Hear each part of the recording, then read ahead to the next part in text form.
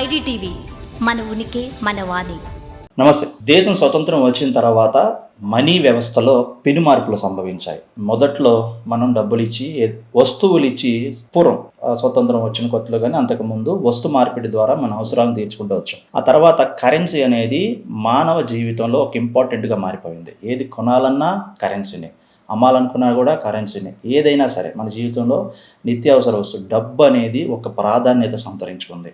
ఇక 90s 80s 20th శతాబ్దంకి వచ్చేసరికి కూడా మనీ లేకుండా ఏ పని జరగని పరిస్థితి. అటువంటి కరెన్సీకి బదులుగా డిజిటల్ ఇండియాని తీసుకొని వచ్చారు. మోడీ గవర్నమెంట్ వచ్చిన తర్వాత మెల్లమెల్లగా కూడా కరెన్సీ యూసేజ్ని తగ్గించి, అంటే ఫిజికల్గా కరెన్సీని వాడడం బదులు డిజిటల్ ఇండియాని తీసుకొచ్చారు. ఫోన్పేలు, గూగుల్ పేలు, పేటీఎంలు, ఇట్లా రకరకాల యాప్స్తోనూ మనిషి చేతిలో కరెన్సీ అనేది చాలా పెద్ద సమస్యగా మారిపోయేంతగా. కొన్ని చోట్ల ఇప్పటికీ కూడా కరెన్సీ లేకుండా పని అయితే జరగదు. అన్ని చోట్ల డిజిటలైజేషన్ అయినప్పటికీ కూడా ఎక్కడో ఒక చోట ఏదో ఒక అవసరం పరిస్థితుల్లో మనీతోనే ట్రాన్సాక్షన్ చేయాల్సిన పరిస్థితి. అటువంటి సమయంలో మనీ దొరక్క సామాన్యుడు అల్లలిపోతున్నాడు అనమాట. సో టోటల్ 100% డిజిటలైజేషన్ కాదు, అట్లా అని చెప్పేసి టోటల్గా కరెన్సీని పూర్తిగానూ బ్యాన్ చేయలేదు. కానీ అవసరమైన చోట కరెన్సీ యూజ్ ఉన్న చోట మాత్రం కరెన్సీ దొరకని పరిస్థితి, డబ్బులు కనిపించని పరిస్థితి. ఎక్కడికి వెళ్ళినా డ్రా చేసుకోవాలన్నా సరే అట్లీస్ట్ ఏటీఎంస్లో అతి చోటగాను ఈ డిజిటలైజేషన్ వచ్చిన తర్వాత దాదాపు అన్ని ఏటీఎంస్లోనూ కూడా కరెన్సీ అనేది చాలా చాలా తక్కువైపోయింది. చాలా ఏటీఎంస్ అసలు మూతపడ్డాయి. కొన్ని ఏటీఎంస్ అయితే టెక్నికల్లీ ఇష్యూడ్ వర్క్ అవ్వవు చాలా ఏరియాస్లను. జనాలు ఇదే సమస్య. ఆఖరికి బ్యాంకింగ్ వ్యవస్థలో కూడా చాలా దిక్కుమాలినటువంటి రూల్స్ రెగ్యులేషన్స్ తెచ్చేశారు. కండిషన్స్ అనాలా, బ్యాంకింగ్ సిస్టాన్ని అలా మార్చేశారా. బ్యాంక్కి వెళ్ళి తన డబ్బు తను తీసుకోవాలన్నా సరే కండిషన్ రోజుకి 5,000 లేదా 10,000 పర్ ట్రాన్సాక్షన్ అని చెప్పేసి పెట్టడం.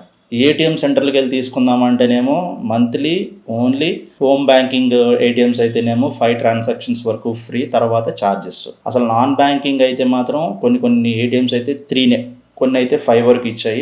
అంటే 3 సార్లు 5 సార్లు కన్నా ఇంకెక్కువ తీసుకునే అవసరం ఎవరికి ఉండదు.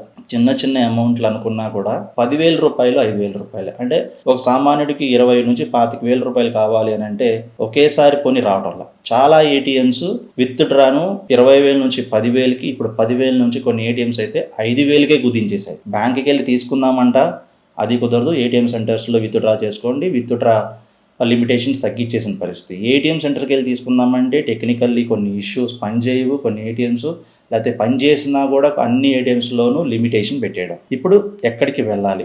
సామాన్యుడికి క్యాష్లెస్ చేసేసి సమస్యలను సృష్టించి డిజిటలైజేషన్ రూపంలో పెద్ద ఇంకెలా చెప్పాలి అని అంటే అసలు డబ్బు కోసం పాకులాడనమాట. తన డబ్బు తను తీసుకోవడం కోసం, కేంద్రం ఇచ్చేదో లేకపోతే ఇతర డబ్బులో కాదు, తను సంపాదించిన డబ్బు తన అకౌంట్లో నుంచి తీసుకోవటానికి ఇప్పుడు సామాన్యుడికి కష్టాలు పడాల్సి వస్తుంది. డిజిటలైజేషన్ పేరుతో క్యాష్లెస్ ఎకానమీని సృష్టించాలని ప్రభుత్వాలు, ఈ దేశంలో ఉన్న ప్రభుత్వం ఏదైతే నిర్ణయాలు తీసుకుందో, ఇప్పుడు ఆ కరెన్సీ దొరక్క, అవసరమైన చోట కరెన్సీ దొరక్క, ఏటీఎం సెంటర్లో లిమిటేషన్స్, వాటికి పడే ఫీజులు, బ్యాంకులకి వెళ్తే విత్ డ్రా కండిషన్స్, వాటికి పడే ఫీజులతో పిచ్చెక్కిపోతున్నాడు సామాన్యుడు. నిజానికి సమస్యని గుర్తించి ప్రభుత్వాలు డిజిటలైజేషన్లో ఉన్నటువంటి లోపాలను, కరెన్సీ యొక్క ఇంపార్టెన్స్ను గుర్తించి సామాన్యుడికి అందుబాటులోకి తీసుకురాగలిగితే సక్సెస్. లేదంటే కనుక జనాలు ఎదురు తిరిగే పరిస్థితి వస్తుంది. నా డబ్బుని నేను తీసుకోవడానికి ఇన్ని కండిషన్స్, ఇన్ని ఛార్జీల. ఇప్పటి వరకు దేశంలో ఒకప్పుడు ట్యాక్స్ పే చేసే వాళ్ళ సంఖ్య చాలా తక్కువ ఉండేది. మన భారత ఆర్థిక వ్యవస్థ ప్రతి సంవత్సరం మన బడ్జెట్ 12 లక్షల కోట్ల నుంచి ఇప్పుడు 55 లక్షల వరకు చేరుకుంది. దానికి కూడా కారణం మనం పే చేస్తున్నటువంటి ట్యాక్స్, నిదానంగా అభివృద్ధి వస్తున్న మార్పు. ఒకప్పుడు 12 లక్షల కోట్ల బడ్జెట్ ఇప్పుడు 55 లక్షల కోట్లకు చేరింది అని అంటే అదంతా కూడా డిజిటలైజేషను, దాని ద్వారా వచ్చే ట్యాక్సెస్, ఛార్జెస్ ద్వారానే కదా.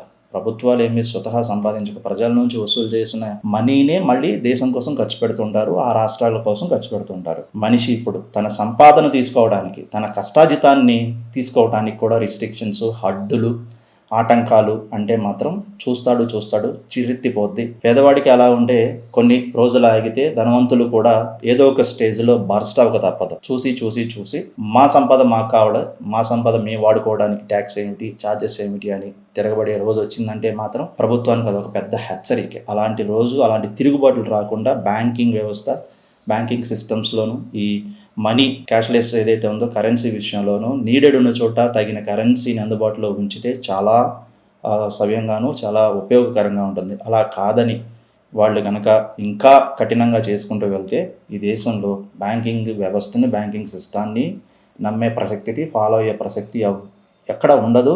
ఇంకా మనకి ఇవి ఎక్కువైపోతాయి. దోపిడీలు, దౌర్జన్యాలు ఎక్కువైపోతాయి. అందరూ కూడా పక్కదారి, దొడ్డిదారితోనే ఏదో ఒక రూపంలో మైనస్‌లోనే ఎతుక్కుంటారు తప్ప కరెక్ట్‌గా ఎవ్వరు కూడా సిస్టమ్‌ని ఫాలో అవ్వరు. అది ఇంకా ప్రమాదకరం. అలా గనక జనాలు చార్జెస్ ఎక్కువవుతున్నాయనో, ఈ హెడేక్స్ అన్నీ, తలకాయ నొప్పులని ఎందుకనేసి సిస్టమ్‌ని రాంగ్ వేలో తీసుకెళ్లరు కానీ, వీళ్ళు రాంగ్ వేలో వెళ్తే మాత్రం ఇంకా చాలా ప్రమాదకరంగా ఉంటుంది. ప్రభుత్వాలు ఇప్పటికైనా జనాలకు కావాల్సిన కరెన్సీని అందుబాటులో ఉంచాలి. బ్యాంకింగ్‌లో చాలా వరకు మార్పులు చేయాలి. చాలా ఇబ్బందికరమైనవి ఉన్నాయి. విత్‌డ్రాల విషయంలోను, డిపాజిట్‌ల విషయంలోను. అటు ఏటీఎం సెంటర్స్ సపోర్ట్ చేయక, ఇటు బ్యాంకింగ్ వ్యవస్థ సపోర్ట్ చేయక, ఎందుకు మరి ఈ బ్యాంకింగ్స్ అన్నీ కూడాను ఎందుకు మెయింటైన్ చేస్తున్నట్టు? అసలు జనాల మీద ఎందుకు ఈ ఛార్జీలు వేయాలి? అనే తిరుగుబాటు రానంత వరకే. వచ్చిందంటే మాత్రం బ్యాంకింగ్ వ్యవస్థ మూసుకోవాల్సిందే, క్లోజ్ చేయాల్సిందే.